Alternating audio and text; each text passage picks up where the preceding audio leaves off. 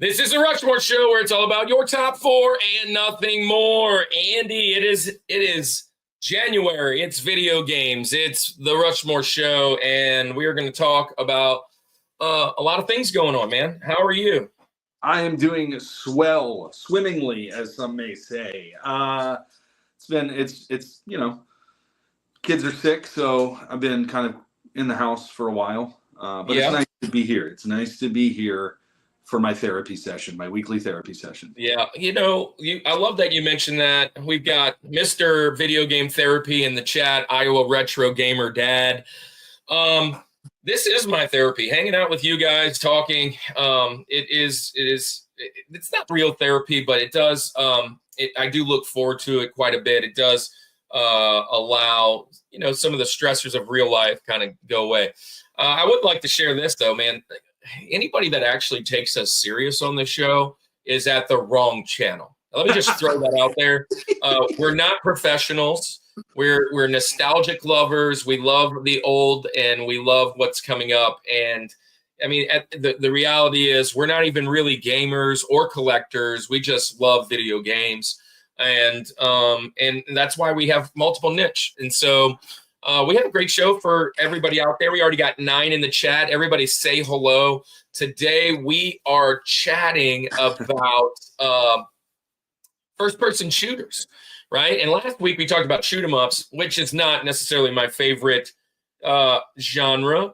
And first-person shooters is probably even a little lower than that, if I'm being honest. As you can see on my little tagline, it's behind the Rushmore Show there. I would rather third-person shooters. As I was going through this, it's like, gosh, I really love that. Nope, that's a third-person shooter. I'd rather have, the character just slightly in the screen, controlling him and doing whatever. That first-person shooter, man, I am not the greatest. I am not the greatest. And so there you go, man. We're gonna have a blast though. Great guest. Let's talk about what's happening though. Andy, this coming week, next next Friday, we will be live with Vintage Sports Flips. We'll go live here on our channel along with them. And we are actually drafting. They do a draft over there. They resell old vintage sports things. And a part of their show kind of promoting some of the things that they do, you kind of guess some of the things that they sold, what you think the prices may be, as well as they draft a fun topic. And our topic, since we're in video games, we're going to draft characters. It's very much like our Benjamin's time, except everybody's available, and we actually draft 5. So you need about 20 guys on your list to make sure you have it all. We've done heroes we've done villains before with Iowa. Next week, we're doing heroes. This is kind of slamming them all together, plus the sidekicks and whatever else. So, poetically Christian gamers in the house. Look, let's just shout out some people in the chat real quick. Yeah. So, I'm going to give a couple shout outs real quick. Iowa Retro Gamer Dad is here. He said, I hear that the guy next week is a weirdo. I don't know. I don't even know who's next week. So, we'll see. Barry is here asking me if I have a Luigi cap. I'm sorry, I don't have a green shirt on. It's the best I can do. Bryce JW also. We love you, Bryce. Bryce is in the chat. Robert Pop Springs up in here. What's going on, man? Fat Boys Gaming and Nonsense is here. PNX World is here. Poetically Christian Gamer. I'm probably missing people because now it's all gone crazy. But if you're here in the chat, we thank you guys so much for being here, being a part of the Summit Squad. I'm scrolling back to make sure I didn't miss anybody. I think I got it. And if you're new in the area and you're just lurking, thanks for being here. We do have a great guest. He's got a great following and hadn't been on in a while. So if you're here to see him, make sure you say hello. And we appreciate you being here. I'm going to the channel right now, Andy, to make sure that everybody that is on has a wrench, sharing out to the world. Pokemon Snap is a first-person shooter, Andy, probably. Okay. See, don't tempt me. Look, if my Benjamins start getting taken, it may make an appearance. Hey, can I just share something? I thought for sure. So let me just throw this out there. We started this on episode 1, and then we abandoned it, and then we came back this week for this year, and we did a poll. We're doing a poll on Instagram, and we want you to go and vote who has the best selections today between me, Andy, and our guest. By the looks of it, last week Andy won with the most absurd pick with Pokemon Snap being. I won people over with that pick, mind you. Oh yeah, it took it over. It wasn't in spite of. It literally took it over. Steve Craig, Retro Games, welcome to the show. You are new, and we call it the Summit Squad for all our new friends. Welcome here. I would just like to shout you out and say thank you for being here. Welcome. We also had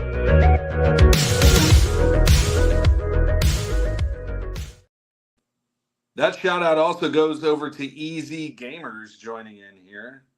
Thank you. Welcome, guys. Welcome. So what we're going to do as a part of the Summit Squad, we go through our top our four favorite things in our topic. And while we take this journey along with our guest, we want you guys to share what you think are those picks and honestly banter with us. Tell us how crazy we are. If we pick things like Pokemon Snap tonight, make sure you give us the real reason why that doesn't count. And we'll go from there. I would just ask, please don't film another video calling us out and letting us know that you don't agree with this. Just talk to us. Actually, you can do that all you want. It doesn't matter. That's kind of an inside joke.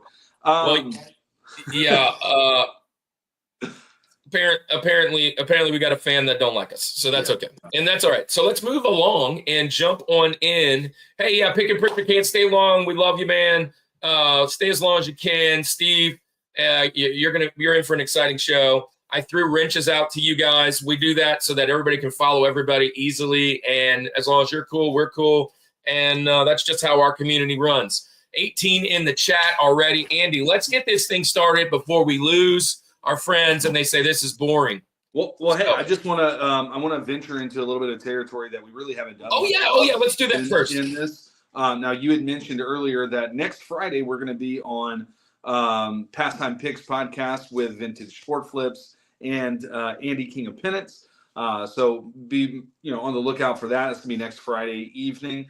But part of what they do is they sell cards and pennants. So my pennants that are up here, my Angels, I got a Saints one that's right there above that. Those have come from them. But I just want to showcase a couple things. And I'm actually going to rip 2 packs real quick. It'll be our first little pack ripping thing. The first one that I want to show off is I've got what's called Advance of the Tuscan Raider. He was doing this on a Whatnot. It's kind of fun. It's kind of cool. It's got a little blurb on the back from Mark Hamill talking about how he loved Gone with the Wind as a kid, which is cool.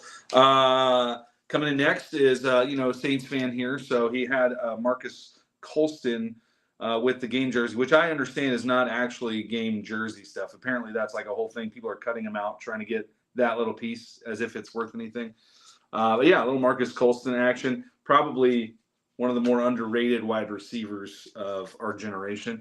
And then he had this one. He held this especially for me. I asked him one week, and he showcased this one. For the Rushmore Show, we got George Washington card. Look at this thing. This is pretty sweet. And then it's in really rough condition in the back. Wow, that's a cool card. It's a little bit of his history. It's kind of a cool artwork there in the background. You got him. Yeah. Anyway, that's a cool one. But hey, I want to rip 2 packs real quick. Again, I don't want to make you guys hold on too long for our main content. Really just a shout out to our friends. So let her rip. Yeah. So here's a shout out. He sent me a Desert Storm Victory series. It says 8 trading cards and 1 sticker. He said I should be looking for a Saddam Hussein rookie card. So let's see what kind of condition this stuff's in. It's like ASMR that we're doing here. Okay. Whoa. That's a good pull right away. Okay. So the first one that I've got Colin Powell and Dick Cheney on 1 card. Look at that bad boy. Mind you, this is 1991. Let me just put that out there. 1991. Wild Weasel. Nice. Bomb's Eye View. That's kind of cool. Isn't that cool? Right there. Yeah, that's sweet. The B-52s. They look a lot different than what I Love thought they Shack. would. But maybe they're going to the Love Shack. Here you go. Pretty cool stuff. Yeah. Huey Cobra. Huey Cobra is next. Oh yeah, nice. Yeah, that's sweet. Stinger missile. Those took out quite a few people. That's good. That's a cool shot right there, huh? Cool shot. And then we got Desert Hawk. Ooh. I've been in one of those. My sticker that came with it, the Moroccan flag. Hasta la vista. Farhan is here. A puzzle piece or something on the back. Hey, come to me real quick. Yeah. So Farhan is in the chat. Everybody, just to let you know, I'm a teacher, elementary teacher, and Farhan is one of our fans. We might have a few other people like Luna jump in, which is Genesis. Farhan told me the other day, he said, I am the resident moderator for the Rushmore Show. He is. Farhan has quickly become. Yeah. So, anyways, top fan. All right, I have one more pack real quick, and then we're gonna bring the rest of our stuff in there. Let's see what we got. 1990 NFL Pro Set. 14 photo and stat cards, 1 NFL collectible, 1 NFL Pro Set playbook. Also, you probably can't read it down here, but I can win a chance to go to the Pro Bowl. I wonder if that's still valid. Probably not. So here we go. Now, yeah, this will be well. We rest in peace to the Pro Bowl. So, oh, look at that right off the top. Who dat baby? Vaughn Johnson Pro Bowl. Oh, look at that thing. There you go. Who dat? That's awesome. I love that. That's a good pull. Here's a playbook with. Yeah, I don't know. This must be how to win to go. Anyway, we'll put that to the side. Shane Conlon, linebacker for the Bills. Any Bills fans in the house? Negative. Who may even know who this person is? Walter Stanley, wide receiver, kick returner for the Redskins. There you go. John Taylor, wide receiver, 49ers. Pro Bowl, another Pro Bowl. Nice pick. Jerry Rice's other hand. Kevin Mack. Oh. Running back for the Browns. Look at that dude. Look at that. Yeah, he was fun. Yeah, nice. Ricky Reynolds, cornerback for the Bucks. How about that? Ooh, look at those creamsicle, dude. I am a fan of the cream. I don't like the Bucks, but that creamsicle is legit, man. Mark Duper. I'm just good Dolphins wide receiver. Yep. Yeah. There you go. Couple more here. Hey, you're gonna need to help me pronounce this guy's last name, but he's one of your Chiefs right there. Big Daddy Dan Saliamua. That's my guy. Let's go. How about that, baby? Gerald McNeil, wide receiver, kick returner for the Oilers. Talk about a throwback there too. Dan Saliamua was the center during Super Tecmo Bowl. Well, there you go. Awesome. Or the nose guard. He might have been the nose guard, not the center. He was nose tackle. It says nose tackle here. Yeah, nose. He was the Glover. nose. Center for the Lions. Oh, another Chief. Percy Snow, linebacker. Oh, that's another defensive. Bro, that's what I'm talking about.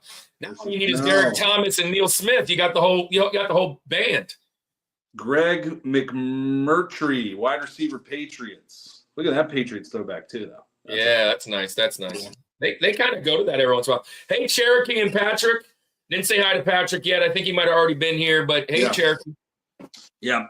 3 more. Here we go. Mark Spindler, nose tackle for the Lions. No Bo Jackson, no Deion Sanders. Come on. No Joe Montana. Where's it at? Jerry Rice? Todd Kalis, guard for the Vikings. There we go. And then last. All right, one more. We have an MVP Super Bowl 5. Montana? Chuck Howley for the Cowboys. Super Bowl 5. Wow. That's a cool little cool picture on that one. I'm not a Cowboys. Nice. That is cool. Nice. There you go. Well, that's from our friends over there. Vintage Sports. Thanks, man. That's awesome. Hey, Vaughn Johnson right off the top is really cool. Yeah, that's worth it. Well, look, 16 in the chat. You guys came just right at the right time. We're here to get started. We got to welcome our guest. We're doing top 4 first-person shooters. Let's go.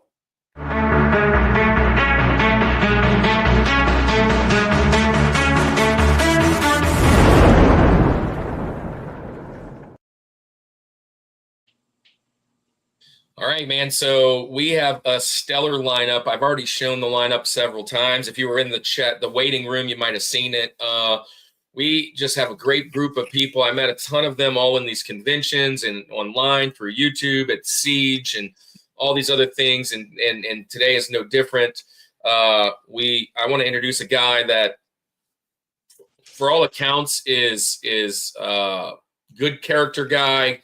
I love watching his content. It's always on par with things that I would like to watch. Great video game stuff. Did a year journey and killed it, and then decided to at least pause it, but put it aside and chase some other endeavors. But he's here for at least one last hurrah with us. Welcome to the show, formerly known as Retro Rob. We like to call him the Timu Keanu Reeves. Let's see. There he is. That's my term, man. Oh, hey, Retro Rob, man. Thank you for being here. Thank you for staying out in the back while we did a little hello to Vintage and shared some things.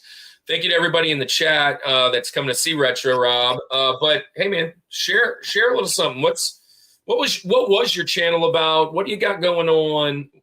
Some people haven't seen you in a while. What's exciting, man? Yeah, I just decided when I set out to do the channel, it was always going to be a year. My family knew that right off the bat. It was kind of a social experiment to just see how far this dude on the couch could get into the gaming world in a year's time. And I guess I got pretty far, but it's not something I want to be boxed into forever. So right now, I'm currently pursuing some local acting in my city where I live. I'm working on a book this April. And then, yeah, my other goal, which might not fit this year, is I want to learn piano next. So I'm kind of just, I'm on side quests at this point. So I love that, side quests. Man, that's awesome. So what's at least the direction you're going with this book? Is it something about your past? Can you give a little hint? It's a current title, working title is Who the Hell is Retro Rob?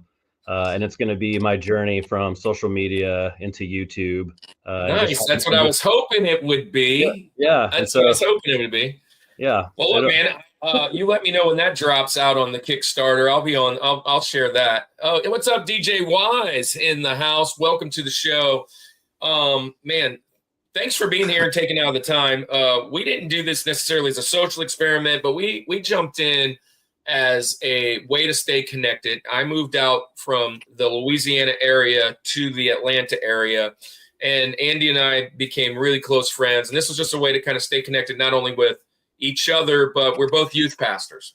Right. And so it was a way to get connected with some of our youth, some of the ministries we were doing, some of the students and whatever.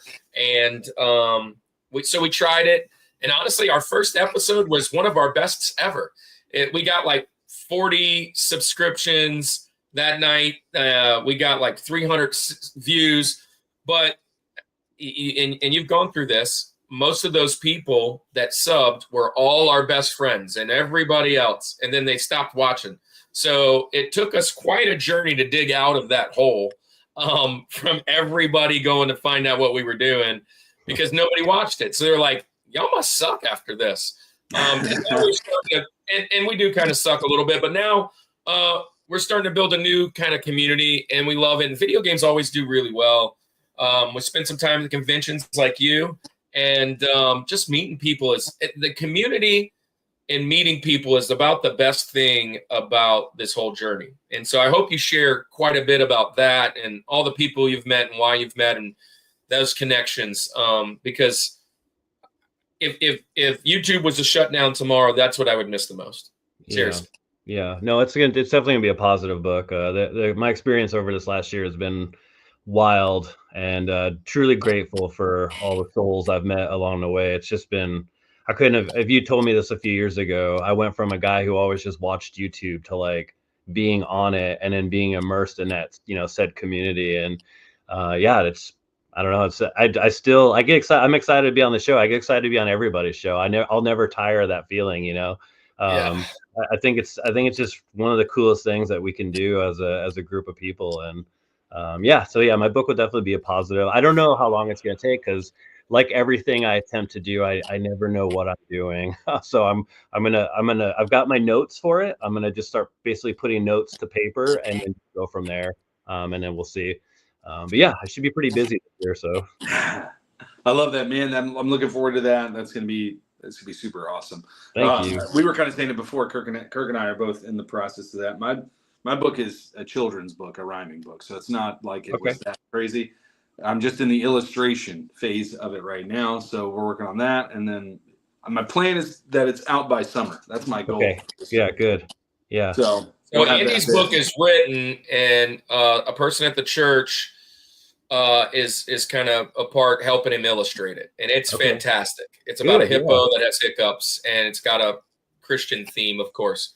Hey, I want to shout out. I'm not sure exactly who this is. Next Plays said, "Yo, Andy, what's up? What's going on?" I don't know. I'm assuming you're talking to me. Next Plays. He's one of our Instagram guys now, and he's been following us and kind of chatting it up. So hey, how you doing, man? I think that's him. I'm pretty sure that's him. Welcome to the show, and or welcome back.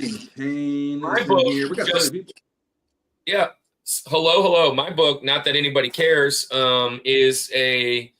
it's kind of an amalgamation of every tongue-in-cheek cliche in, say, the action, fantasy, motion picture world, aside with like video games. So it's kind of a mixture of like Final Fantasy and Avatar and Lord of the Rings and Chronicles of Narnia, and it's got some tidbits of Pirates of the Caribbean. And I am absolutely not trying to avoid any of the cliches. Like, it's all in there on purpose. Like, it's because when I was a kid, I didn't like to read. And when I heard my first child, my wife wanted me to go read to her. And I thought it was the most ridiculous thing. I don't want to read to myself, much less her.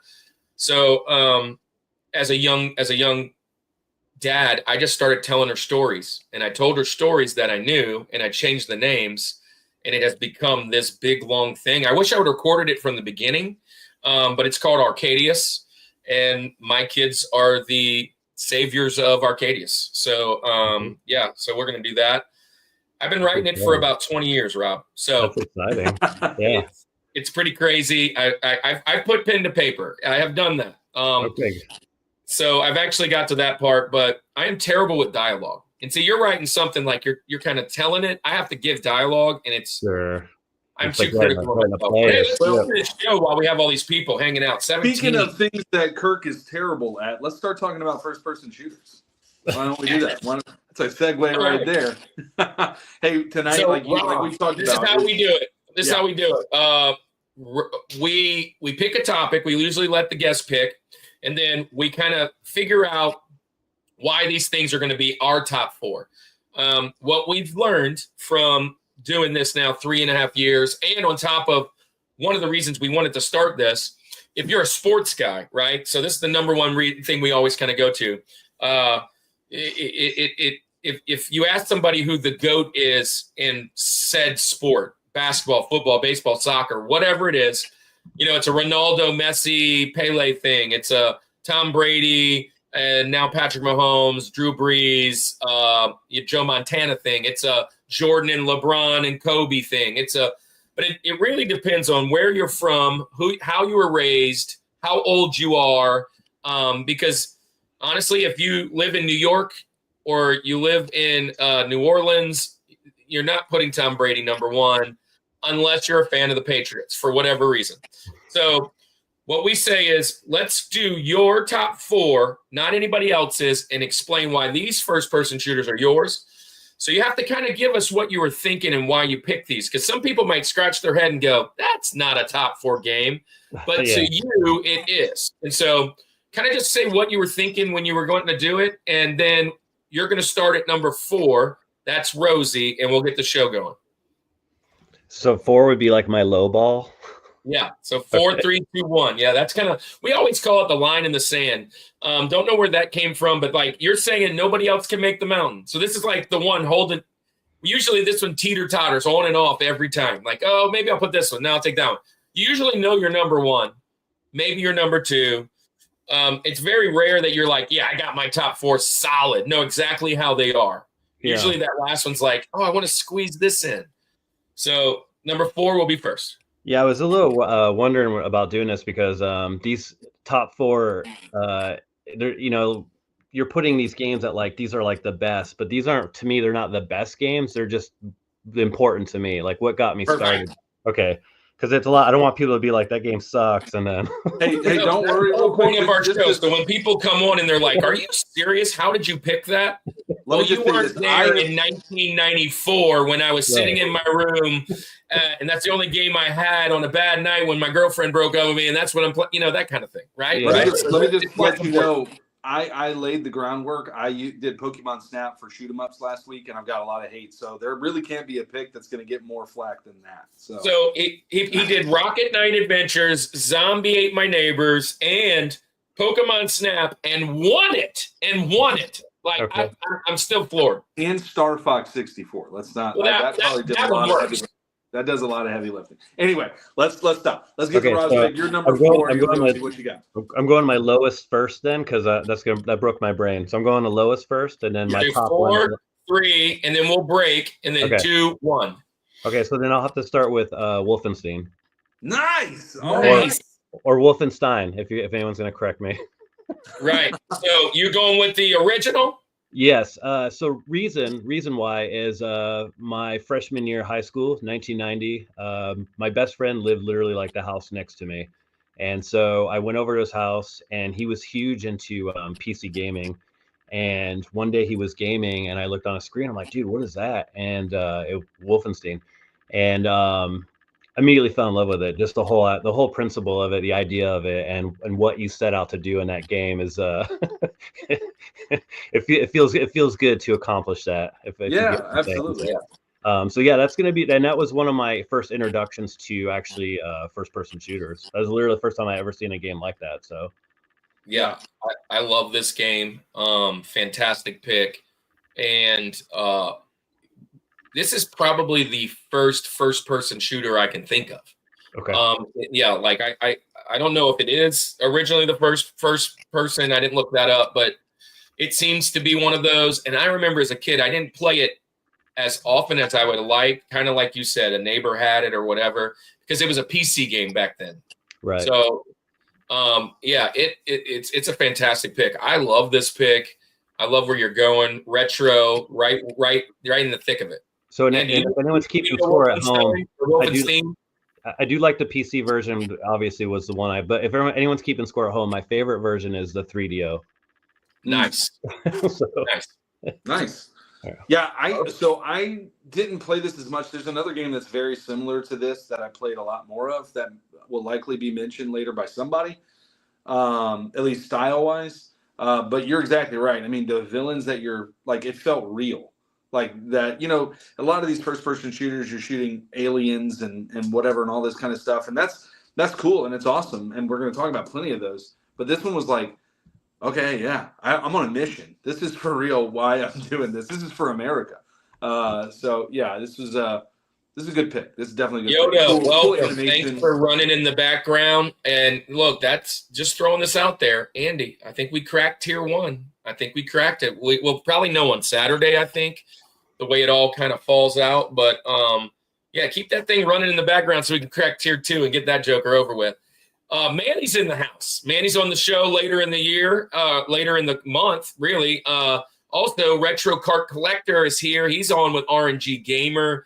Great channels, guys. If you're not friends and you're not following these channels, you're missing out. Go follow them before they decide to retire after this experiment, because you want to catch it while he's hot. So I love this pick. Fantastic pick. And I think I know where you're going with the other one. I agree. So let's just say that. Andy, you're up. All right. So for my criteria, I mean, like, here's the thing. First person shooters are fun and I love them. They're definitely one of the top style of games that I like, but they're not the top, right? So like I would always jump to a platformer. I would always jump to, something along that, like those are just, they're so fun, right? But I do like first person shooters. So this is going to be a lot easier than the RPG episode. This will be a lot easier than the shoot 'em up episode. Definitely played these more. So this had to be games that I remember spending time with, playing, not just, oh, those are cool. I mean, obviously I had to play them, right? And that's really my only criteria. We were talking before this list, I like my 4 was easy. But when we get to Benjamin's, it's going to be a stretch. So it'll be interesting once we get there to see kind of how things fall into place. But yeah, so I played them and I liked them and they were fun. That's kind of what I did. I will say this: I think I'm going to have no controversy tonight. I'm banking on the fact that there's no controversy with my picks. I'm not using Pokemon Snap, so don't worry about that. But with my Rosie, with my number 4, I remember playing this one on the GameCube. This was a ton of fun. It was really smooth playing. I liked the animation style of this game because it wasn't hyper realistic, but it was still kind of cartoony to an extent. I'm going to go with my Rosie. I'm going to go Time Splitters 2. Oh. Time Splitters. Now, Time Splitters was fun too, but I just, for whatever reason, I rented Time Splitters 2 more than, back in the Blockbuster days and stuff. Yeah, Time Splitters is just super fun, man. Again, for all those reasons that I shared, I just like the animation. I like the gameplay of it. I like the time splitting, that aspect of it, throwing in kind of some different things like that. But yeah, so Time Splitters 2 is going to be my Rosie. That's Kirk, awesome. Love this pick. Love it. Great job. This is one of my favorites. Arcade was where it was at for me.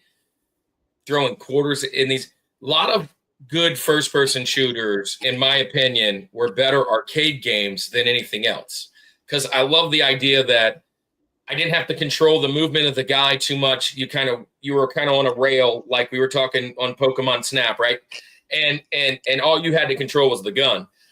That's one of the things I don't like mostly about first-person shooters. I'm just suck at the dual action of the joysticks. I'm terrible at it. Like, I'm looking up in the sky and everything else. But when I play Time Splitters in the arcade, man, that Joker's fun, man. That's a good game. It's a Benjamin of mine. Yeah, I like the animation of the guns too. They're just like ridiculous guns. Again, not trying to be too serious. It's a fun game though. Rob, you like Time Splitters? I do, yeah. The second one's a good pick because it improved on a lot of deficiencies from the first one. Yeah, and it's a lot more intense too. But you can't go wrong with either. So I think I played the original Time Splitters, but all of my recollection when I was like Googling like gameplay and stuff was like, yeah, I played Time Splitters too, and I remember the cover. So I don't know how much of one I actually played, but yeah. So there's my pick. There's my Rosie. It was tough. It's that line in the sand because there's another one I wanted to put on there that I'll talk about. So I would be highly surprised. I was coming in hot. Far Cry 3 or 5. He's kind of trying to on the fence, trying to figure that out. He's trying to squeeze an extra Benjamin in there by saying 2 at a time. But yeah, I love those picks. I'm not well versed in Far Cry, if I'm being honest, and that'll come down in my criteria. So my criteria is much like you guys. I have an experience with it. I have some kind of nostalgia behind it. My video game life kind of ended in the Wii, if you will, and then it restarted back in the Switch. I don't PS3, 4, 5, Xbox One, Xbox, all the other iterations of it, and we really at our house hadn't really done that. I was getting married at the time. Actually, we went through a very crazy time of our life where we almost got divorced and married and divorced and all that craziness. And video games was just not on my radar. So when I look at my criteria for almost this whole month and both months, it's going to be retro, which is great for having Retro Rob on here. Most of them are old. I have some kind of experience. hanging down at the street with friends of mine, and that's where I'm going. I will say this, you can see it kind of right here below me. As I was going through these, I was like, I'll just throw one out. Dead to Rights, was that a first person? Nope, third to person. Sure. Was, Yeah. And I remember all these games. I was like, was there an option to play first person so I can squeeze it in? Some of them have like half and half. I was like, yeah, maybe I could pull off one of those. And almost every game in my mind that I was naming, none of them had a first person. And I was like, dang it. It's because I don't play them very often. But I did make a good list. I have a list of about 15 or so. I don't know if I'm going to have to dig deep when it comes to honorable mentions. But my first one, I'm not going to have to dig deep at all. And hey, welcome, Mysticals. Welcome to the show. And Rob, is this one of your guys? Yeah, it's Mysticles. Mysticles, there you go. Yep. It's a good friend of mine, Matt. Awesome channel. So if anyone wants to follow him, that would be a big help for me. Fantastic. Hey, look, let me just Mysticles. I'm going to throw this out to you since you're new here. We call you guys the Summit Squad whenever you kind of hang out in the chat. Welcome, man.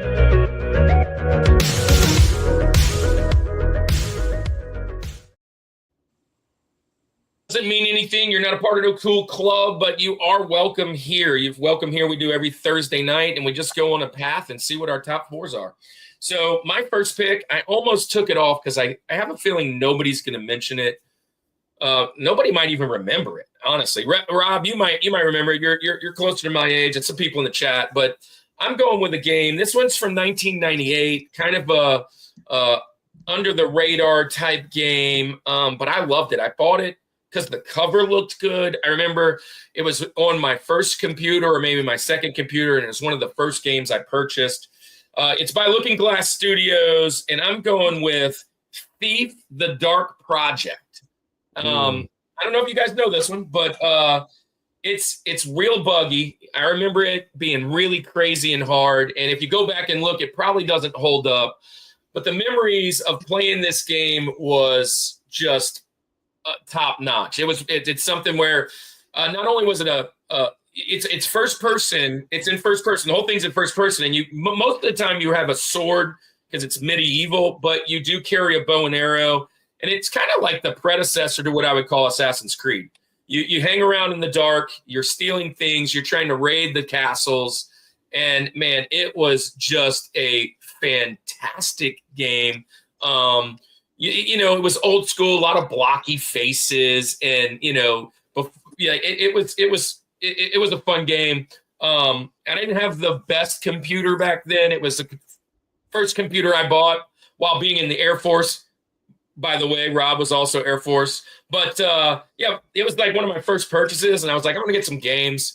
It was probably one of those ones at the BX, and I bought it. And man, I remember having my Air Force buddies kind of come over, young airmen. I was probably like 19-ish, 18-ish, and we played this a lot. I'm sure I beat it multiple times. Just a great game.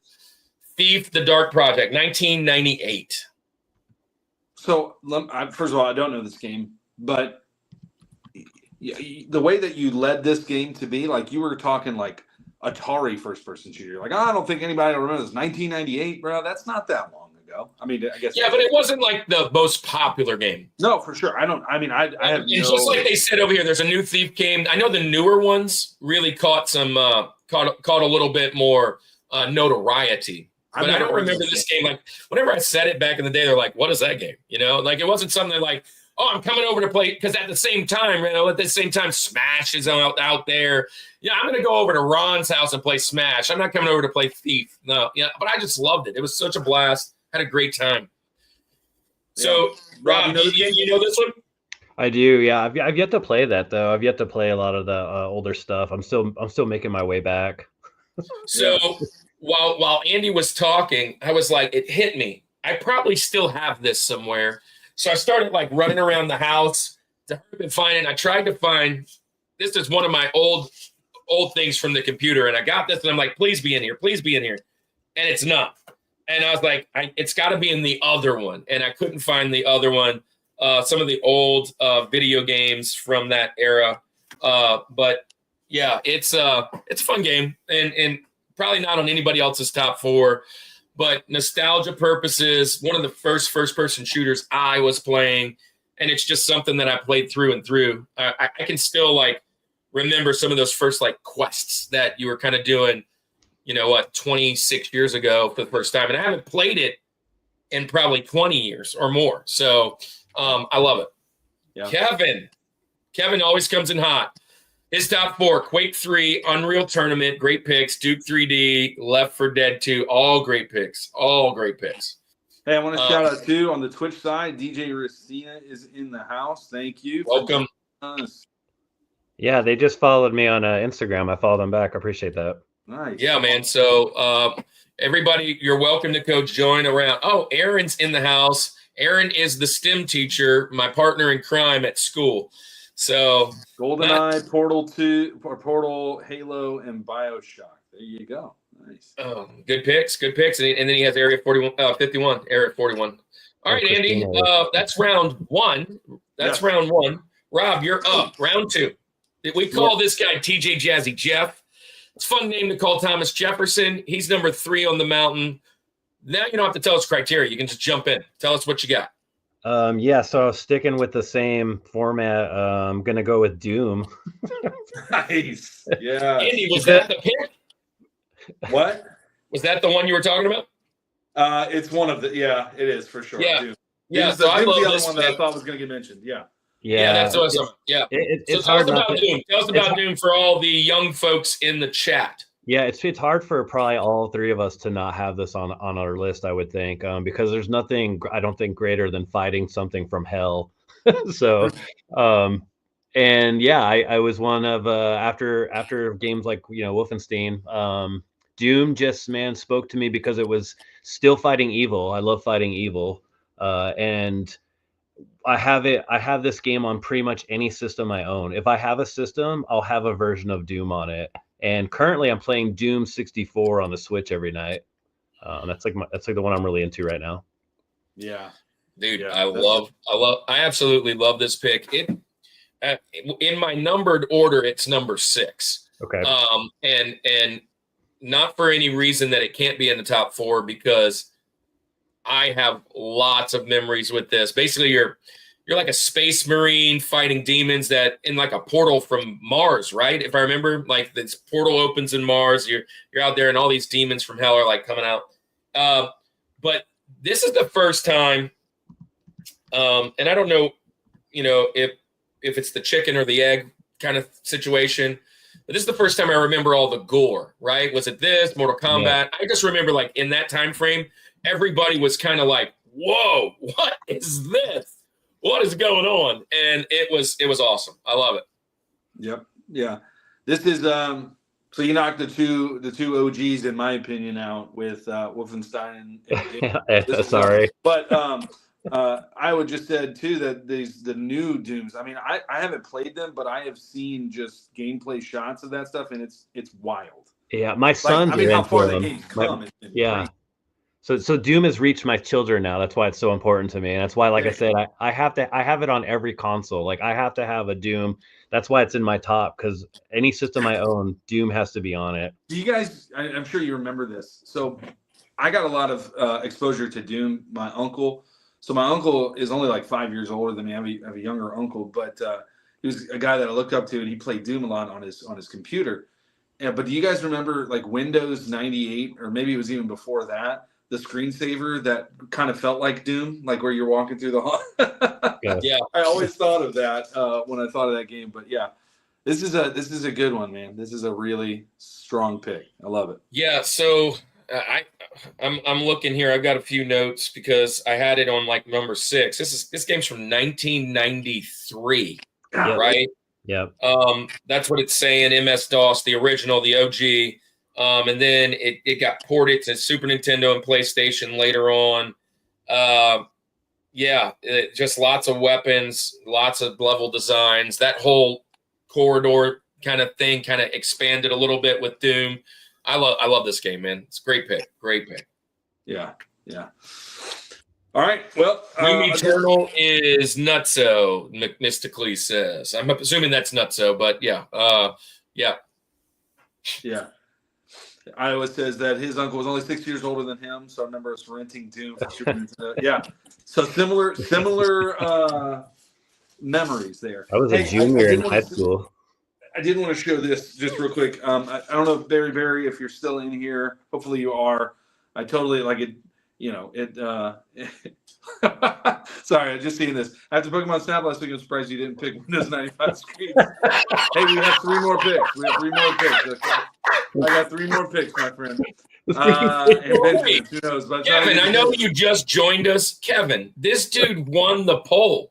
Listen, guys. Instagram after the show tomorrow, about halfway, go on there and vote. Some of y'all just go hit the heart. Go and vote which one had the best.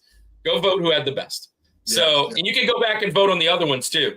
So, anyways, great stuff. He won with that, dude. He won.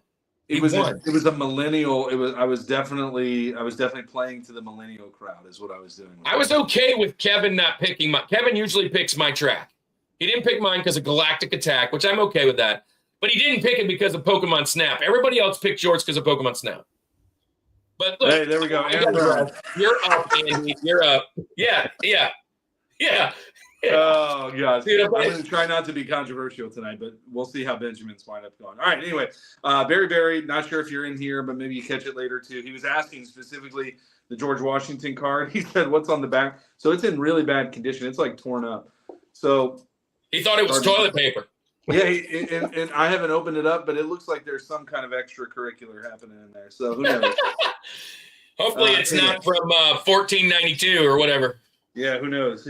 But anyway, so my next pick, I'm not going to be controversial. In fact, I think the only thing that would be controversial about this pick is that it's this low. My first 2 just have a special place in my heart for different reasons. You're going to talk about critics' number 1 pick potentially, or certainly up there. I'm going for my TJ Jazzy Jeff. I'm going with Halo. Halo is just, it's fantastic. It's so good. I remember when that game first came out. I didn't have Xbox, but my neighbor had Xbox. Justin Toops, who's been on our show before, his younger brother, they had Xbox. We would go over there and we would play WWE games, but we would also play Halo like crazy. And I just remember when that game came out being like, this is different. There is something totally just, and obviously it took the gaming world by storm. It was this huge hit, and it still continues to this day to be a huge hit. But just the layout of the levels and the worlds that you were in was unseen. It was crazy. The graphics at the time, right, were just this like, oh my gosh, how can it ever get better? All the different types of weapons and then vehicles that you could jump into was just super fun. Doing multiplayer in this one was just like some of the most fun times I remember having. My only complaint against it, and it's not even the game, it's just the console, was the controller. I never really liked the Xbox controller, but preach it. And whatever, it is what it is. I thought there were 16 more buttons than there needed to be. But the Halo, dude, the soundtrack, the graphics, the level design, the multiplayer side of it. I don't think anybody's going to disagree that Halo is just one of those top ones there. That was a jab at you because I know the N64 controller is garbage, but I just have to stick up for my love here. I'm a fan of the Duke controller too. Yeah, I'll just jump in and say, great pick. I agree 1,000% on the controller. I'm a PlayStation guy, and mainly because of the controller. And mainly because I got the PlayStation first. I think it's one of those things right there. Like, it's almost the iPhone Android thing, right? Whichever one you got first and you played, you get used to it. Then you go to the next one. It's kind of awkward. It's cumbersome, or vice versa. That's how it was for me. I had a PlayStation 1 and then PS2 for so long. And when the Xbox came out, I couldn't either afford it or whatever. I remember it being in the military, my friends getting it. And when I finally played it, I was like, man, this is weird. I don't like this. And I think that's one reason I'm not so great at first-person shooters, because Xbox blew that thing up with Halo. And everybody started playing. Everybody started playing online. Everybody's getting fantastic at it, and I never did it. So I watched them do it, and I was just like, yeah, I'm not very good. But obviously, in game playing, whatever, Xbox beats PlayStation in several aspects. But I'm still a PlayStation guy, so I agree. Many times around. So Andy took that from me. So like that's like gone off my list, right? Well, not necessarily. It can be in your top 4. It can be in your top 4 for sure. Okay. It can't be in your Benjamins now, though. If it was one of your Benjamins. It can't be in Benjamins. But if you have it in your first 4, yeah, you can use that. Because guess what? Since we're doing that, it's my turn, right? So let's do it. Since it's my turn, so I'll just let me go dig a little bit for a second. And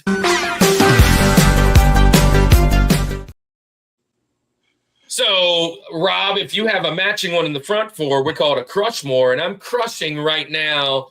Not with Halo, but I'm actually crushing with you, Rob. Wolfenstein. That's my TJ Jazzy Jeff.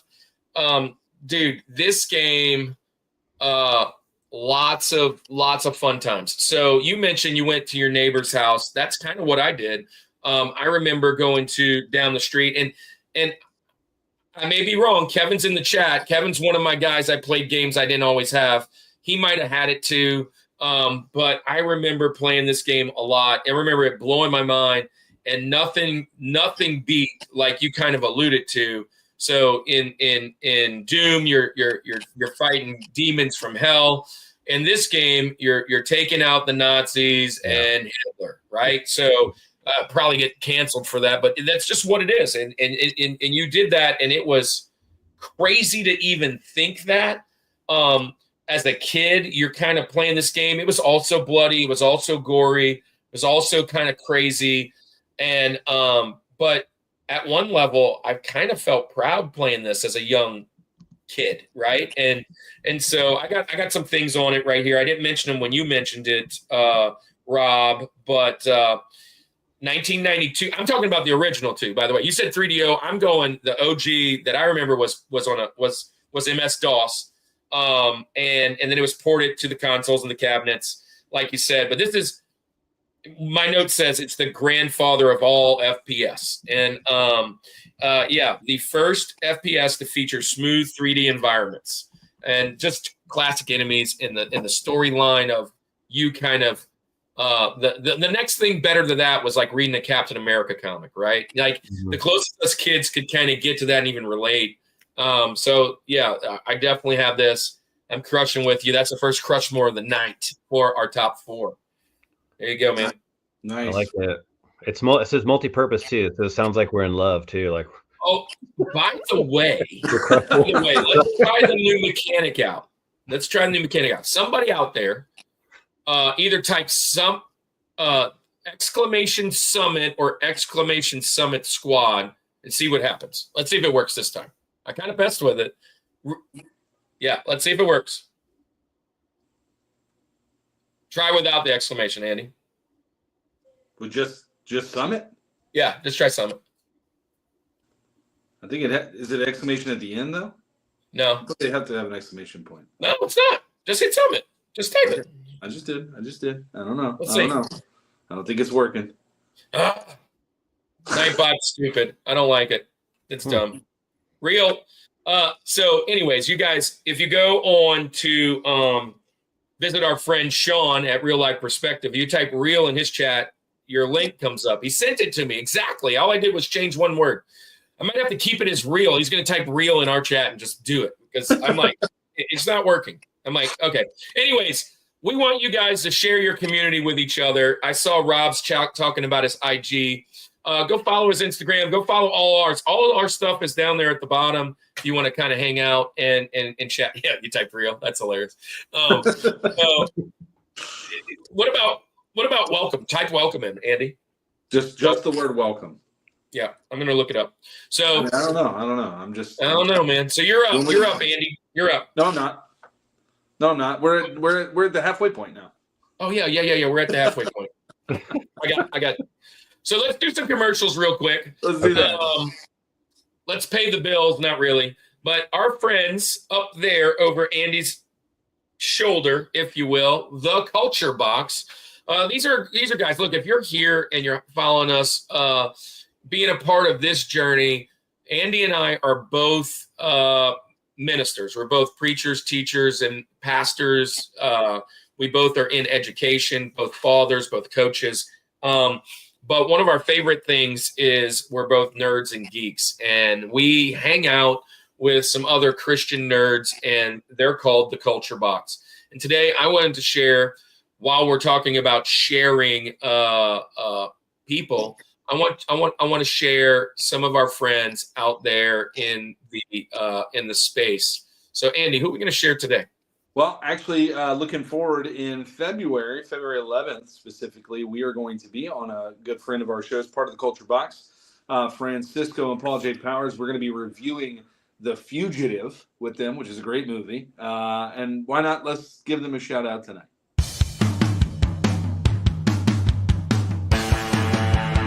Every other week, join the Retro Rewind Pod as they travel back 15 or more years along the entertainment space-time continuum in their mission to review movies and games, establishing what is still worth your time today.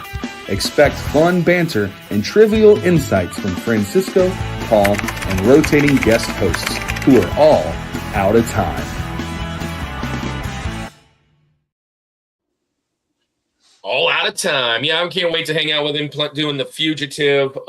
That's coming up soon. We love those guys. Also, just a shout out, Francisco, who will possibly pop in the chat every once in a while. He is doing his own card board game, tabletop card game, board game.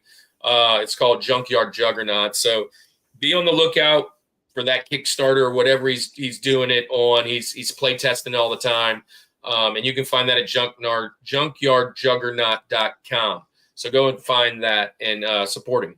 Andy, let's talk about the cons. Okay, so we got some cons coming up. Rob's in the chat.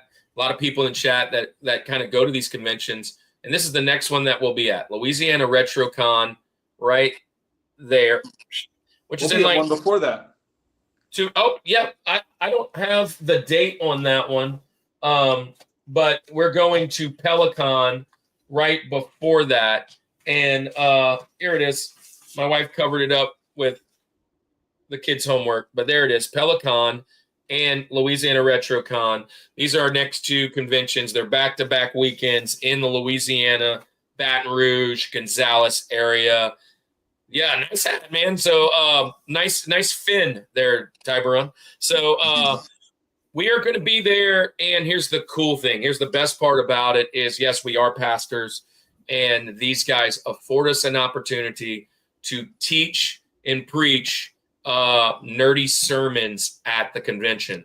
Man, if it's kind of our, at least mine right now, just the best thing that I look forward to is kind of not only talking nerdy things, but talking Jesus. So it's awesome. If you guys show up, you'll be able to be there. Let's take a picture. Hopefully we have some new merch. We're working on new merch right now. You can pick something up, but and literally all that goes to is paying for StreamYard's crazy hike. So yeah, that's all that's going to happen. But yeah, God is good. You're absolutely right, Iowa. It's a fun time. And then, hey, Andy, let's talk. Want to talk coffee? You want to talk coffee? Let's talk coffee. Hey, if you know me, you know I'm a big coffee fan, and I'm even more a fan of the official coffee of the Rushmore Show, Village Coffee. Let's check out their commercial. Let's face it, at-home coffee can be pretty stale. Coffee at home doesn't have to be boring. The Village Coffee is here to deliver the flavor. The Village Coffee roasts coffee every week and sells online. Go to villagebeans.com to order your coffee today and use discount code RUSHMORE for free shipping. There you go. There is our official coffee, Village Coffee. Make sure you go there and use that promo code. You'll get free shipping. He will ship to any of the states, the 48, and then he's got a bunch of different flavors. He's got decaf he's working on. He's actually starting to work on some cold brew. You can buy it in K-cups and grounds, however it is you want it. I've started getting more into the Ethiopia, too. I've always been a Mexico fan. Mexico's great. It's still great. I still drink it all the time. But I've had a couple of the Ethiopia blends, and it's been awesome. Anyway, Go check them out. Order your coffee today. All right. So, Andy, I'm looking at the commands, and type this. Okay, type in. I changed it. Type in HEYO. HEYO. Just those, no exclamation points, nothing. Yeah, because I always when I go to everybody else's channels, I'm like, "Hey, Retro Rob and fam." See if that works. I tried just changed it real quick to see if it would work. Crickets. Nightbot thumb. All right, moving along. I was just playing with it. If you type in all caps, Nightbot will show up. Yeah, there you go. And how about this one? See if this works. So, with that being said, we got one more thing that we need to share. And that is that's depressing. How much I've actually tried to put into that and make that work. You guys aren't getting it. So, I would say you're welcome. All you guys have wrenches. You're welcome to share your own link in the chat. By all means, do it. Share away, spam the like, do all that. That's fine. We're not going to hate on that. So if you have a channel, by all means, put that in there. And the last thing that we want to share is we're going to be on Vintage Sports Flips next Friday. We're going to be on Retro Rewind Podcast in a few weeks. We're planning with Real Life Perspective again. We've got some other things coming up. Be on the lookout as we try and increase the reboot, which is our sermon messages. And Andy, you have a Mufasa message that's about to drop on reboot that will be, was it Coming Out of the Dark or something like that? What was it? No, this one is Listening for the Voice of God. Listening for the voice of God. There you go. Anyway, that's coming up soon, so be on the lookout on our homepage. If anybody has ever been on our homepage or been a host here, including you, Retro Rob, you are listed on our homepage as our guest host. You can find any guest host that's ever been here on our homepage on YouTube. So go there and follow them all. They're including Rob, and make him come back. I wouldn't brag about having me on there, man. So, anyways, let's get back into this, Andy. And Rob, you're up. And if you have one of those, you can still mention it. That's going to crush. But you're at number 2. We call it Link. Zelda's not really an FPS. Do you call the crossbow game maybe an FPS? I don't know. But if you press the up triangle on N64, you go into first-person mode, right? So yeah, I'm just saying. In Breath of the Wild, you get the arrow. You can first person a little bit, but that doesn't count. We're not counting that. What's your link, Rob? I'm crushing too. So. All right. Oh, you got it, Kirk. Or I got it. I am. Here we go. Hold on. Sorry, we have to throw that out there. I too am going to go with the original Halo. Yeah. It's important for me because I was stationed my first base, which was in North Dakota. And if you don't know a lot about North Dakota, there's not a lot going on in North Dakota. So why not? Yeah. I was at Grand Forks. I was at the better one. I did enjoy my time there. I'm a huge hockey fan, so I went to I lived literally across the street from the hockey arena for the Fighting Sioux. They are now called the Fighting Hawks, but that's another story for another show. While I was there, though, my brother-in-law came up. He was in the Navy at the time, and he brought the Xbox. I never had seen it before. And then I had a GameCube. So anyways, he brought the Xbox over, and he had Halo, and we spent, to my sister's dismay, because she was hoping to get out and see the sights, we spent the entire 4 days they were up there playing Halo. We started from start to finish. We got to the very end. You're on that bridge. My Warthog driving skills were absolutely trash, so I had to phone a friend. I had to phone a friend from the barracks. I said, my buddy Josh, my oldest and best friend from the military, still friends today. Call him up. I'm like, Josh, you got to get over here, dude. You gotta bail us out of this level. He casually comes over, saves the day. We beat the game. It's forever though in my memory as one of my favorite games ever. My first introduction to the Xbox, And if you go to my channel, and I'm not trying to plug my stuff because that's not usually what I do, but I do have a game. This is a separate house on my property. It's its own house. I have a tour video, and you can see the top of my entertainment center is completely a Halo shrine with Master Chief's helmet and everything. It's probably sad for a 48-year-old man, but I love it. And yeah, it's a very important. The game will always significant for me forever. So yeah, I mean, obviously, yeah, we shared that. Like, that's a fantastic pick. You can't go wrong with Halo.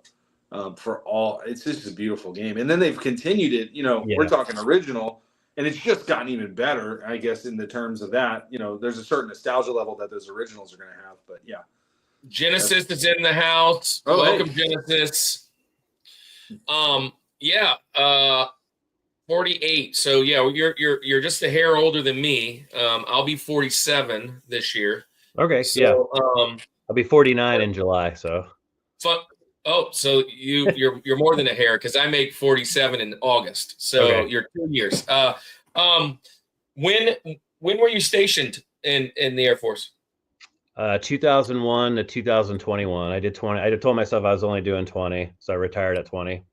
Oh, so you did the full tour. I went in 98. I went in 98 at 19.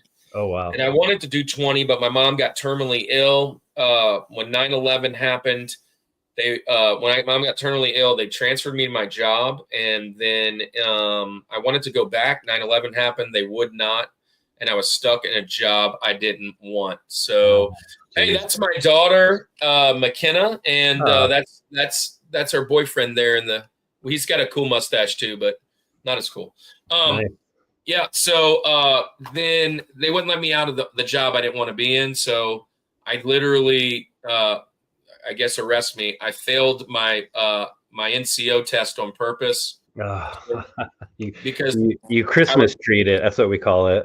Yeah, I was like, you're not going to keep me in because I don't want this job. I hate this job. And they wouldn't let me back out. My mom was sick and she passed away. And so it's like, I don't need to continue being here and doing that. But they wouldn't let me out because of 9/11. But yeah, so I got out. In hindsight, I wish I would have stayed. I was electronic warfare in the beginning, and they put me in personnel. And I wanted out. I wanted to go back on the flight line. Yeah. But I digress. Halo is a fantastic game. Probably going to be heard throughout the chat and everywhere else. Yeah, Xbox just wasn't my jam. But yeah, it's a good pick. Good pick. So yeah. Andrew, you're up. All right. So this next pick, my next two picks really were easy money. Just for the sheer amount of time that I spent playing both of these games. This one here is going to be a GameCube game. It comes from a long series of games, franchise of games. This one was 2002, and it was actually the first, I believe, one in this franchise to be a first-person shooter, and it's just a beautiful game. I'm going with Metroid Prime. Metroid Prime is just a nearly perfect game. I remember spending so much time on this game. Again, at my friend's house, I had a GameCube, so I think we both actually had the game. But dude, everything that you can do in this game. I mean, Metroid games in themselves are super fun already. But if we're being honest, some of those older ones that were just the side-scroll platform were kind of clunky, right? Kind of some of the motion gets a little tough. It's nostalgic and it's great. Again, no hate on those. But when you take that game and you translate it to a first-person shooter, it just becomes, I don't even. So good. Graphically, it was amazing. Again, the sounds in this game are awesome too. The gameplay's so smooth. And anyway, yeah, I'm going Metroid Prime. If it was up to me, I would still be playing this game right now. Like, I would have never put it down eventually. But yeah, this is just one of the greatest games. I fought to put it at my number one, but yeah, this could easily be the number one. It's good. It's amazing. Yeah. Wow. Yeah. It's a beautiful game. I love this game so much. There it is, Andy. And it's a good pick. It's a good pick. It's on my Benjamins today. I wanted to put it on the list. Nostalgic wise, GameCube was not, we've mentioned this in the past. Right. GameCube's a fantastic system. Weird time of my life when GameCube was in my house. It was just a very weird time. I was kind of living on my own for the first time. And it was right in that military time when my mom was sick. I just didn't play a ton of it. I had it. I wanted to. And there's just not any of the warm fuzzies. Great game. Fantastic game. Just not that. And so I had it on my Benjamins today. You had a lot going on back then, though. So, yeah, I could see. Yeah, there was a ton. Dude, we'll share it another time at another place. And I don't mind sharing it here. It's just not very video game worthy. We'll share it in another segment of something. But, who cares, man? It's your show. You do whatever you want. Myself as well. And for the testimony alone, that's how I ended up going from a pain in the neck military guy with no direction to ministry. So it was that was kind of that time it was all kind of going down, or the beginnings. So no, I didn't play a lot. Great game though. Great game. It's another game too. The level design is just beautiful. I mean, everything about this is a great game. Were you gonna say something, Rob? No, but I will agree with you. They could have, because they could have totally screwed this up. You know, to go from what we knew from our retro, nostalgia to like a first person perspective of what we've all envisioned what it could be, what we'd want it to be, and they nailed it. I mean, absolutely nailed it. So yeah. It looking back, it is like you say, to your point, it's a risk that you're going to take because there's a world that just loves Metro. I mean, it was already. It's not like a franchise that they had to like, oh my gosh, it's struggling. Nobody knows about this. We got to do. It was a completely different take on it, but I think they did it great. And then they've had some since that were the first person shooter style too, but this was really where it all started. Yeah. I totally agree. Good pick, man. I love this pick. It's fantastic. So my turn, and I'm kind of drawing a blank where oh no, I know exactly where I'm at. I'd be shocked if I don't hear this game tonight, probably next round, by maybe the two guys on the panel. It's not my top, and Andy knows why it's not my top, but it doesn't hold up very well to me either. But yeah, I'm going with N64, rare game, man. GoldenEye 007, Nintendo 64. I'm putting it on my list not because of anything, but this was the very first time I remember playing, kind of immersing myself into the way the Joy-Cons work. With the 64, you had that middle peg, and then I was stationed when this came out. We've talked about this in the 64, Andy. I was stationed in Cannon Air Force Base, New Mexico. Yeah. And and I didn't mention this when you mentioned yours on purpose because I knew I was going to say this. You mentioned you were in the Dakotas. I was in the Dakotas without the snow, dry, flat, terrible. The only thing to do was to play video games, go to the club on base, and watch the high school football parade before the game. There was zero things to do there. And my buddy Ron, he got a 64, and we played GoldenEye a lot. And it's one of those first games that I remember it kind of being a party game, right? Like you brought everybody over. You had the 4 screens, the 2 screens, the golden gun. You played all the different kind of rounds. Now, I hadn't played it probably since, it came out in 97. When I was in New Mexico, it was 98, 99, 2000. I probably hadn't played it since then, but maybe a handful of times. And Andy, when he decided to go on his Nintendo 64 journey, it's one of the first games you bought, right? And we plugged it in, and I spent most of my time staring at the wall. I'm terrible. I am just I'm horrible.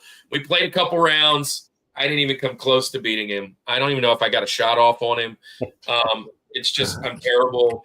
But hey, shout out before Andy does or anybody else to the pause music, right? And I shared it on our Instagram today for our announcement. So GoldenEye, split green, multiplayer, 4 players, and also the storyline was great. If you wanted to do the 1 player, kind of like that, going to do some espionage and kill the bad guys and get all the stuff. GoldenEye, I'm going that number 2, my link. That's awesome.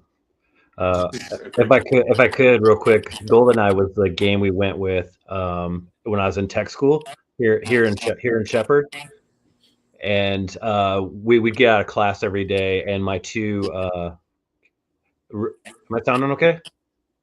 Yeah, no, you're good. You're good. Oh, okay, sorry. And my 2 roommates, they come home. They were C-shred. They were props, turbo props. They were working on propellers. I was a parachute guy. We'd meet up every day after school, and we would play multiplayer GoldenEye like every day of the week. Yeah. And back then it was like you didn't have like separate computers. You weren't playing this online. Like you were split screen. Don't look at my screen. Don't. Yeah. But it's funny when Kirk and I played it, he could have looked at my screen all he wanted to. I mean, it's Kirk. You're looking at a wall. You're in a cave. You're looking at the walls. What are you doing? Help! Where am I? What's going on? Hey. Yep. Yeah. That was me too. That was so bad. It was embarrassing. And I just haven't really been good at any of them, and I kind of abandoned most of them because I wasn't really that great. So a lot of those games I just didn't really play. But yeah, I was all over. We were on that one level where you're like in the mountain, right? And for like the 3/4 of direction of me going, all I saw was mountain. Where do I go? I can't even get out. I can't even get out. And all of a sudden, Andy walks up and he's just like, point blank, just. I was like, dang it. I'm so mad. Yeah, odd job, the forgetting character. Dennis is in the house lurking around. Dennis is one of our original hosts. He's been on either most or second most along with Paul as a guest host. Welcome, Dennis. We miss you, man. Oh, Dave's Gaming Galaxy. Dave, you missed. I already shouted you out. He is the guy that puts on Louisiana RetroCon. If you guys want to go to the con, be in the con, be around the con, connect with Davey. He's super nice, man. Gaming Galaxy. Yeah. So I connected with him on Instagram. He's a super nice gent, man. Really appreciate him. Yeah. He's solid, dude. He was one of the first ones to allow us to go preach at the convention. We're so thankful for him. He made a big jump because of a hurricane from a new venue to this one. So this is kind of the first time he's going to go in the new venue without being last minute. So hopefully this new one coming up is going to be big. He's usually a Mario guy. He's moving it to Sonic, and he's asked us to be the MCs. So we're going to walk around interviewing everybody. So you'll see a lot of footage if y'all watch. So yeah, Black Ops is awesome. George, I love the zombies. Yeah, I've never played those games. Retro gamer. I played a couple. I never owned them, so I played a couple at friend's house, but you won't see too many of those on mine for sure. But yeah, all right. So you're George, your number one pick. Rob, what's your favorite first-person shooter of all time? Modern Warfare 2. I kind of had a feeling. That's why I threw it out there. I had a feeling. Yeah, because it's awesome. I got this. I'm showing off the Steelbook because it came with. I got a collector set of it, but I also have the original 360 version as well, just a standard version. But the first time I played it, the storyline, everything was very immersive about that game, and the fact that you're taking back America at the end is just it's amazing. Yeah. Now, the only thing that I can kind of relate to this, because I've never played them extensively. I've been at friend's house, pick up the controller, kind of play, realize I suck, watch them play through and be good with it, right? But back in my PlayStation 2 time, and I really wanted this to be on my list, but it's also a third-person shooter. I was like, it's got to have some first-person, a little bit, was playing SOCOM. And I love that game. You had the headset. You actually talked to the guy to make him move and all that stuff. And you had the weird controller. I love that game where you're like Navy SEALs. Yeah. That's about the only kind of those type of games that I have a good feel on. And I love that game. I wanted it bad. I had SOCOM 1. And so actually, I still have them. They're right over there. And they're some of my favorites. But yeah, and I played these a lot while I was in the military. So I was like, yeah, I was trying to get in the military games. But again, I never played any of the newer stuff. PS3, PS4, PS5, PS2. I never bought any of that stuff. So yeah, I'm kind of green to it. Okay. Yeah, I'm a sucker for them. It's a great game because one, the franchise. I'll play anything I'll play anything. And Davey's in the chat. Davey picked those games, didn't he? And the last time he was on our show was maybe 2 of them, I think, in his top 4, if I remember correctly. So, so what were you saying, Rob? I'm sorry. Oh no, sorry. I was just saying I'm like an idiot. Like I'm a sucker for Call of Duty. If it says Call of Duty on it, I usually just buy it. So I'm a campaign guy mostly though. I try to play online, but I have 0 skills and I usually get eliminated pretty quickly. So so you bring up a great point. I am terrible at any game against someone. Mario Kart, Madden, whatever. But you let me play by myself, I'll beat it. I'll beat it well. I'll score 100 on the computer. But when I play somebody that doesn't have like a pattern or whatever, I'm like, yeah, I'm out. You got me. And I tried playing like Fortnite and all these new games with kids, and I'm like, I am horrible. Yeah. My son wants to play with his friends, and I'm like, I can't even help you, bro. Figure it out. Figure it out yourself. Yeah. Yeah, he was in the top 4s. I thought so. Solely for the zombie mode. Yeah. And Iowa. I love Iowa's comment here. I love it. And I'm going to tell you, hey, Zach, he would never, ever, ever, ever, ever pick Skyrim. I don't even know if he's ever seen Skyrim, much less pick it. He is such not a role-playing guy. It's not even close. See, that's me. I'm a role-playing guy. So I'm an RPG dude. All right, so good one. What's your George, Andy? All righty. Well, you want it controversial, you'll get it. My number 1, Minecraft. No, I'm just kidding. I'm not doing it. I'm not. It's a joke. Don't get mad at me. It's not Minecraft. Yeah, I mean, it's not. There's no doubt. It's GoldenEye. It's 007. It's my favorite system. I mean, the game is just great. Now, I'll tell you this. Again, to everything that you said, does it hold up today quite the same? No, it doesn't. It's clunky. It's slow. But goodness, it is nostalgia all over. I mean, everything about this. The polygon shaped heads, I remember doing the cheat codes and having DK mode with the big heads, having the paintball. That was fun. I remember that too. That's fun. Paintball mode was fun. But dude, I mean, just everything about this. You know what's interesting about this? I was doing some research about it. The game, and it's kind of rare for movie tie-in games, actually came out 2 years after the movie came out. Yeah. So it was a long waiting time before the game actually came out, and to be as successful as it was. Well, it's because it was made by Rare. Yeah, it's a Rare game. It's they know what they're doing there. But the other thing is, again, and a lot of this you said too, the campaign mode is fantastic, right? The first level when you're jumping off the dam and you're doing all, it's so good. The way that it starts, I love how the levels open up and they kind of give you like a bird's eye view of different areas that are happening in it. The music is just so good. It's video game-ified versions of the songs that you're used to hearing. I love like the descriptions and stuff of the bad guys and things. Yeah. I like the menu back in the day. I like how you select the menu from like classified files and stuff, and you shoot the area you want to play. Mr. Dave is in the chat as well. Mr. Louisiana RetroCon. There he is.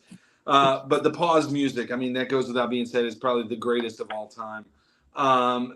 The multiplayer mode, everything that we've said before. Again, you were right. When I got the N64, this was one of the first games. Might be the first cartridge that I actually got because I knew I had to play this game. again, doesn't hold up as much today. But there's enough nostalgia to bump it all the way to the George. It has a special place in my heart for sure. Dude, I can't say anything more about it. I mean, it's a great game. It's just I wish I was better at it. I mean, that's all I can really say. I wish I was better at it. You'll be good. I knew it was going to be on here. I figured it would be your. You know what? I wasn't sure if it's going to be your George, only because we had talked about it not holding up, but I knew the nostalgia factor was there, and I'm glad you put it there. Yeah.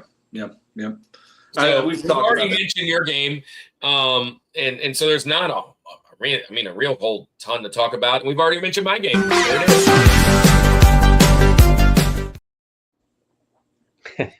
Triple Crushmore. Triple Crushmore. We don't have it very often, but there it is. A Triple Crushmore Game of the Year, Halo, Combat Evolve. Listen, I suck at these games, but it's the only reason anybody bought an Xbox back in, 2001? Like when the Xbox came out, everybody was kind of intrigued. They were like, hey, what's going on? What's doing? And when Halo was a launch title for most of it, and, Bungie just puts together this amazing game, and everybody is like, what is even happening? Like this, it takes everybody by storm. I don't jump on the bandwagon so soon. Not in what I think it was 01, right? I may be wrong. Let me look. I think it's 01. Yeah, 2001. I don't jump right on the bandwagon. I'm in Biloxi at the time at Keesler. I'm at I got a good friend who was like, bro, PlayStation sucks. You gotta get this Xbox. I'm bragging on the PlayStation. Then it was kind of one of those things where it's like, I can't get it now because I said I'm gonna be the PS new that guy.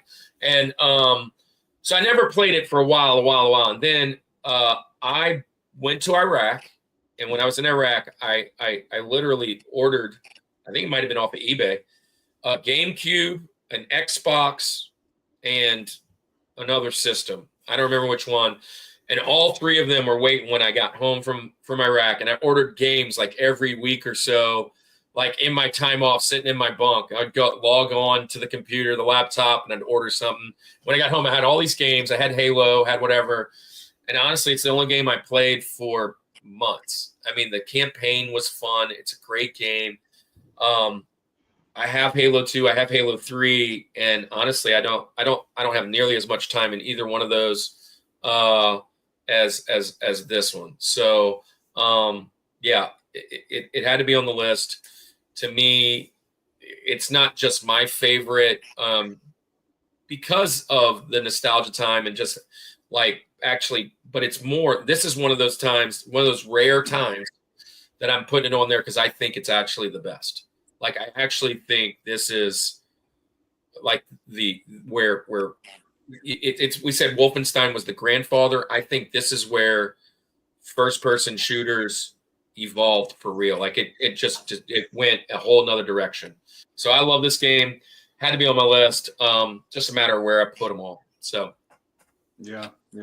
PNX says never got an Xbox, played a little bit at a friend's house, but never got one. Couldn't trust Microsoft, who failed at making every hardware they tried to make. Yeah. I mean, this is obviously great. I think GoldenEye walked so that Halo could run. I think that's really what happened. Great quote. Yeah. Yeah, I love it. So that's our mountains for today. And I think we did great, man. We got a lot of really good retro games, but now sometimes Rob, this is where we kind of flip and get off of our script and get off of like our criteria and just kind of name out some games. Okay. Let me say this real quick. Honorable mentions. I think that all about the Benjamins.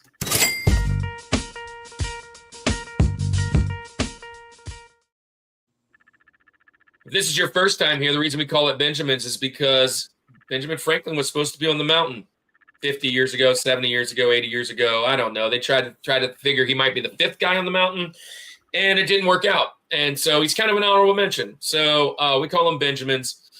It works the same way. You're first, Andy's second, I'm third. But this time it's a draft style. So first round this way, second round back, third this way. And here's the thing. If you know a game or you feel a game that's really strong, that might be like, say, in the Nintendo 64 world or the PlayStation 2, because that's our kind of jam, you might want to take it ahead of us, Rob, because once we take one, we can't repeat one. So all the games we've already mentioned, no more repeating. Okay. And from here on out, no more repeating. So, Okay.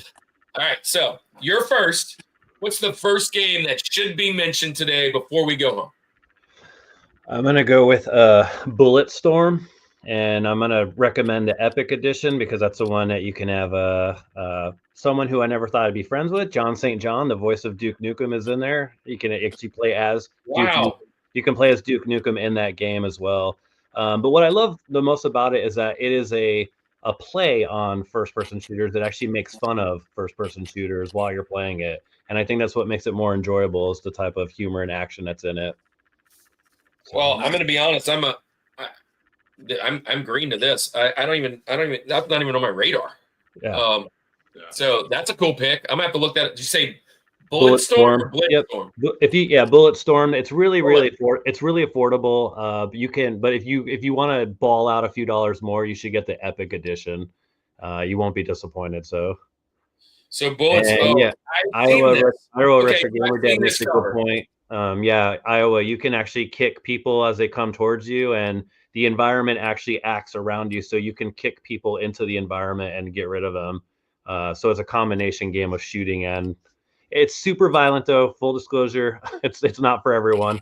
All good. You go into a shooter game, you expect it to be a little violent. So a lot of bad language too for you folks out there. Yeah. So I mean, that sounds like a great game, man. I'm looking at it now. I've seen this cover. I just never have played it. Never been on it. Yeah. So. Yeah. You can get it on just about anything for like super cheap even if you just did digital. But I'm a physical person, so. Yeah. So all right, Andy, what's the first one you need to have on your mountain that wasn't mentioned today? Yeah. So hey, real quick, let me say this. We have a lot of Rushmores in our mountain, so voting tomorrow might be a little tighter. A lot of us have the same thing. So I think Benjamins are going to play a big part into this. On the graphic, we have our honorable mentions too. So there's a lot more riding on this side of things, I think, than normally. And I'm going to go strategy. I don't have very many Benjamins listed right now. I'm going to have to go to Google at some point, maybe potentially. So I'm thinking I'm playing gamesmanship here. What do I want to put out there? What may be potentially taken? There's one that if it gets taken, I'm shocked. It's the shock of the century, right? For me, if it gets taken, I don't know who remembers it. But anyway, I'm going to go with my first Benjamin, cashing in on the zombie craze during this time, Left 4 Dead. We have to put Left 4 Dead out there. It is survival horror, first-person shooter, super fun game. Again, not one that I had, but I had a neighbor that had an Xbox, so we were able to play that. So, yeah, Left 4 Dead. All right, so I love that pick. I've watched people online play that game several times. I mean, that's a fun game to kind of watch. It's a great story. Very similar to the future Resident Evils. I've watched people play it, but I never played it. This game was mentioned today, but not on the panel. It was mentioned in the chat, and it was mentioned because we mentioned its predecessor. But I'm going with Doom 3 from the Xbox. This is one I played a lot of hours on. Was very tempted to put it in the front side, but I wanted to go more retro, mainly because I don't have a lot of nostalgia, I guess, with it. This is just a fun game. It's just really well made. It's just a really awesome game. But I am going to come in with another one. This also was mentioned today in Passe, but this one I do have a lot of nostalgia with. Let me see. It was brought out in 2006. So this was post Hurricane Katrina. One of the only systems I'm playing post Hurricane Katrina is my DS. And you kind of mentioned it earlier, Andy, with I have it right here with Metroid Prime. But I'm coming in with Metroid Prime, the Hunters game. And dude, this is it was one of the games that kind of took me away from being here with Katrina. Now, my version here is the first hunt. I don't have the full game anymore, but this was kind of one of those. This is like the coming soon game. So I got this one, and then I went and bought the other one, and I don't have that one anymore. But yeah, going Prime Hunters. Nice. All right. All right, so back to me.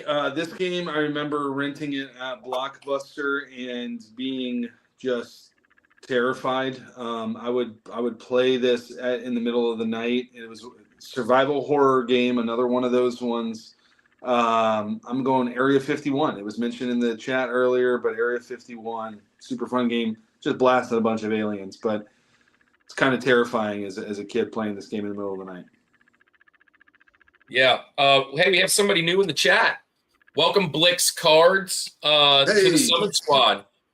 So thanks for being here, man. We're kind of getting to the tail end. This is our honorable mentions for the day. But yeah, you're up, Rob. You get 2 picks back to back. Okay. In the beginning of the third round. I've got my list here. Probably gonna go with one that messed with my head at the end, and one that it's a game that actually bothered me for a couple weeks after I finished it, and that's Spec Ops: The Line. Nice. If you've ever played it, there's a couple multiple endings, but it was yeah, it really messed with me, man. I was kind of upset about it for a little bit, which I know sounds weird about a video game, but that's how immersive it was, and how the shooting mechanics were fantastic in it. But the ending, though, my God. So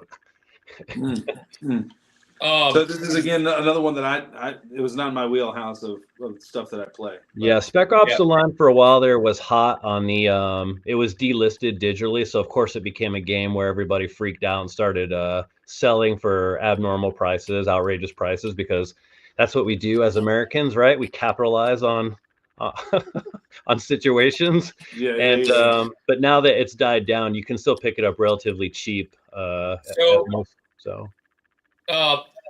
mean, just throwing this out there, was the problem with it the closeness to your military journey? Well, I think in general, being in the military in general, and seeing how when you see that ending, it kind of goes against what you believe in as someone who serves. I don't want to give away too much. All right, Iowa. Nice. Appreciate you, man. And Paul joined us. We have Paul and Dennis in the same night. Look at that. Our two hosts that have been on there the most. Hostess with the mostest. Hey, Iowa, Zach, we'll see you. Next week, because we switched them. So we'll see Zach next week. We're doing top 4 heroes in video games. Come back next week and hang out with Zach. So you get one more pick to start the third round there. Okay, so this one's going to be another one that I like because of Halloween style type game, that type of season game you should play, and that's Dark Watch from Capcom. Fun game. I have played this. Yeah, it's an epic story. Just feels like an old Western. I love the mechanics in that one as well. It's a really fun game to play. Can get a little overwhelming. Trying to remember when and where I actually played this. Yeah, this is 2005, right? It needs a remaster badly. I would love to see that game remastered. So, dude, that is fun. I love that main character. Mm-hmm. The main character guy. He reminded me of the guy that got killed in Mandalorian or whatever. Not Mandalorian. Got killed in Boba Fett. And yeah, it reminded me of that guy. And I can't think of his name. The blue guy, that the hunter guy, kind of mixed with like Raiden. But that was a cool game. I love that game. Cad Bane. There it is. Kind of remind me of Cad Bane. But anyways, good picks, man. That's 2 good ones. Bryce is in the house. Been lurking. Bryce is, hey, go follow Bryce. Amazing guy, amazing Christian, doing cool things.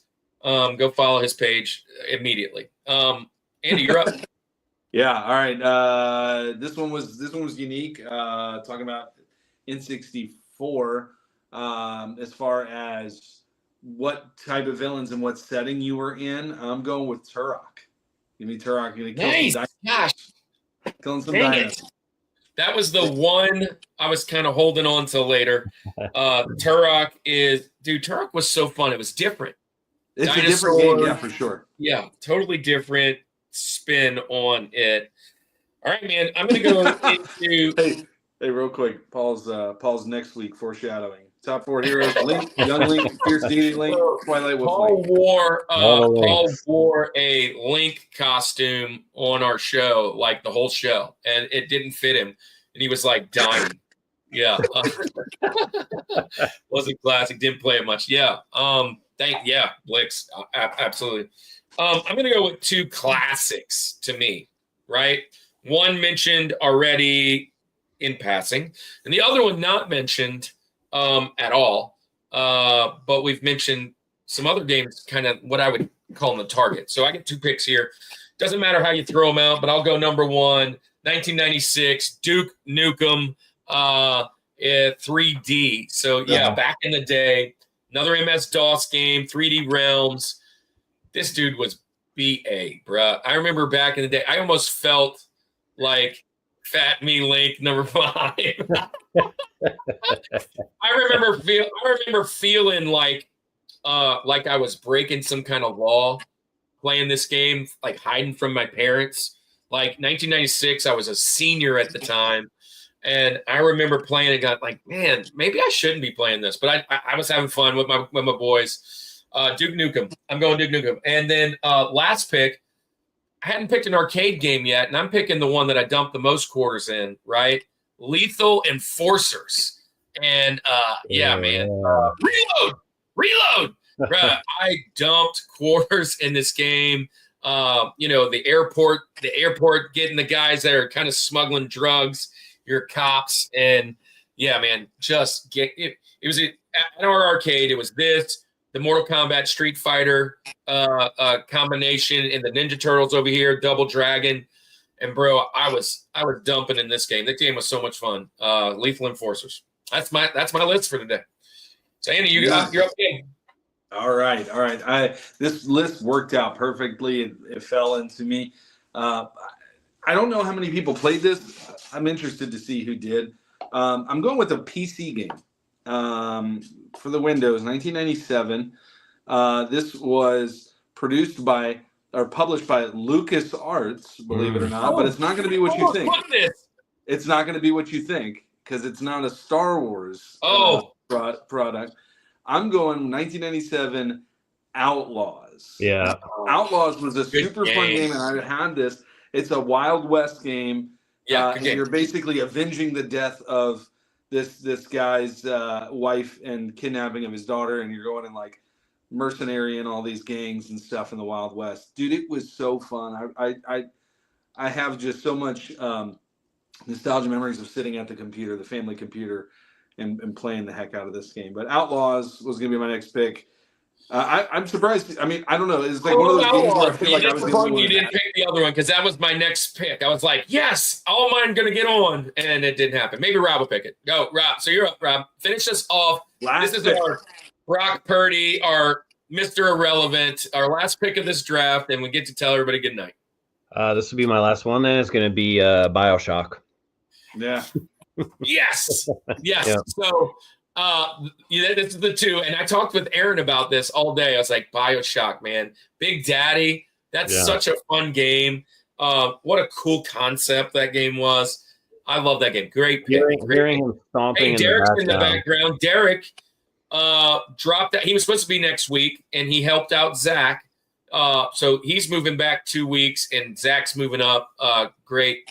Yeah, epic mic drop to end the game. And the way BioShock fell all the way to you, man, that's awesome. So yeah, that would be cool. Needs a movie by Tom Hardy. That would be cool. So hey, for everybody out there, we still got 13 people in the house. Do a couple things. One, we'll have a poll on our Instagram. Go vote who was best, and make sure you don't just hit the heart vote. It will be there. I'll probably put it out. We'll probably put it out on YouTube as well. We'll count them all together, see who wins. Andy won last week. by several votes for Pokemon Snap. That's not even right. And then I won the week before, I think, if I remember. But we'll see. We'll see who it goes. So it's like 1-1. And what we got coming up next week, Zach Snap. He's going to be on Iowa Retro Gamer Dad to do. Retro Rob is not a local idiot. He's our amazing, great value. Yes, I love that. Thanks. I love that. Thank you. In closing, no one mentioned Fallout. No, I mean, let me just say this, Kevin. Fallout should be mentioned. It just can't be on my list because I'm not there. I haven't done it. I haven't even watched the show yet because I kind of feel like I've never played the game. Should I watch the show? What do you think? Should I watch the show even though I haven't played them? The show's really good. Yeah. Yeah. So I don't know. I just never played them, and I know they're great. I know they're fantastic. They were on every list I looked up, right? Every list, them, the Far Cry's, the Last of Us, all those, Left 4 Dead, all those things are out there, and I just didn't play them. So, anyways, yeah. So next week, Iowa Retro Gamer Dad, and I think after that we have Saturn Steve and Manny's Arcade for Genesis. And then coming back to Derek and Jag, they're going to do, well, heck, let's just show this real quick before we head out. I was going to say, this is it. Let's just show this real quick. Here's what's coming up for next week, and then we'll get out of here because it's easier just to show it than to say it, right? So here we go. Cheerio.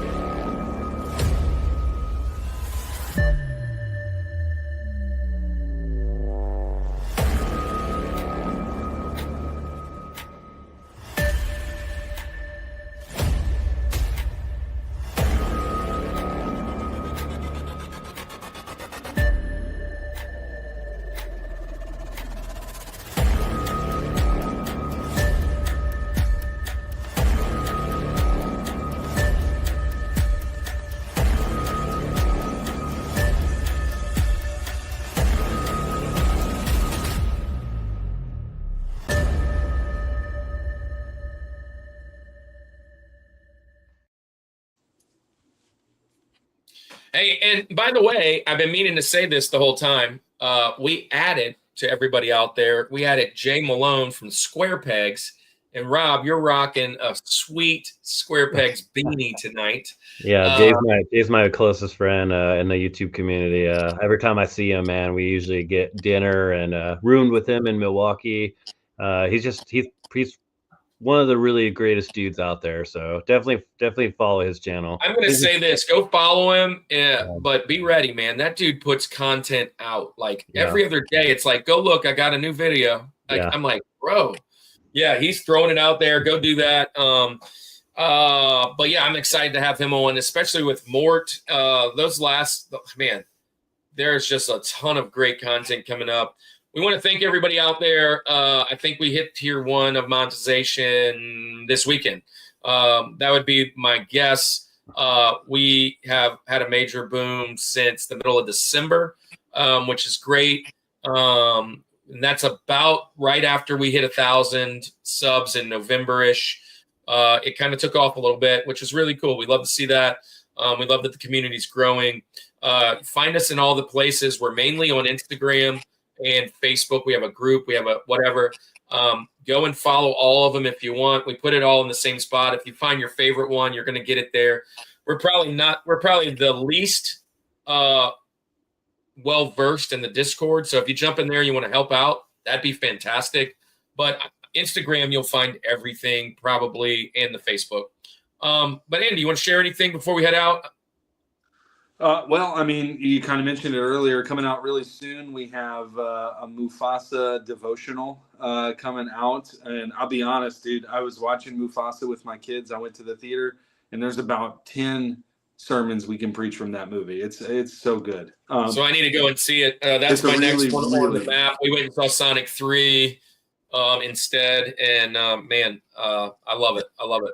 So that'll be coming out soon. Remember, next week we will be on Thursday with Iowa Retro Gamer Dad talking about heroes. But also the following night we will be on with Vintage Sport Flips doing a draft of video game characters. So 2 nights in a row will be live. It'll be posted on ours plus on their channel.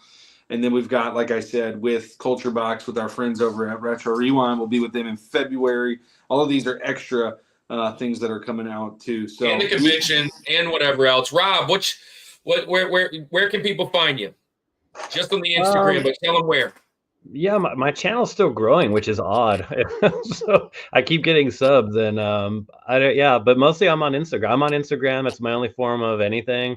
If anyone wants to follow, they're more than welcome to. I'm going to be posting a lot of like what's going on in my life throughout, these acting and writing the book. And if anyone wants trying to help you with that final chapter of your book by subbing more, so you can say the whole like afterwards. What happened after?